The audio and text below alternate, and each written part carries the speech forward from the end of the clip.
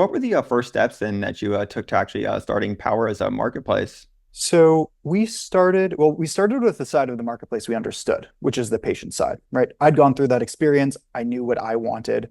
So that was a natural place to focus. And then we started by building a tool rather than really a marketplace. So we built sort of like Zillow did, a better search engine, but for clinical trials. The status quo today, all these trials are listed online on a government website, clinicaltrials.gov. That website is written by PhDs for PhDs. And so we spent a lot of time using, at the time, like GPT-2 to simplify this language and make it sort of comprehensible for a layperson. Then we spent a bunch of time pulling out key attributes of these trials, making them searchable and comparable so that there was something valuable to patients, even when we didn't yet have supply on the platform. So that's where we started. And then once we saw that we were starting to have a bunch of organic traffic from Google and patients were going through this experience and expressing interest, we started building out the supply side. And what we did there is we we focused on like the group of folks who were just like quickest to make a decision. This ended up being the participants in the ecosystem who were least professional.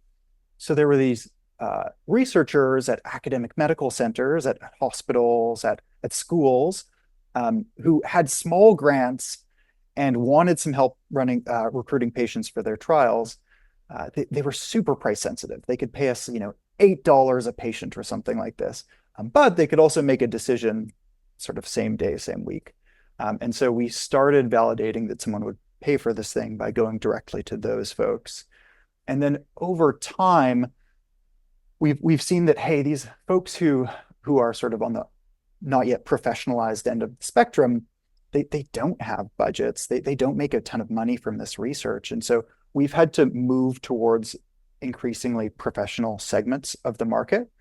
And we found that actually you can go too far in the other direction too.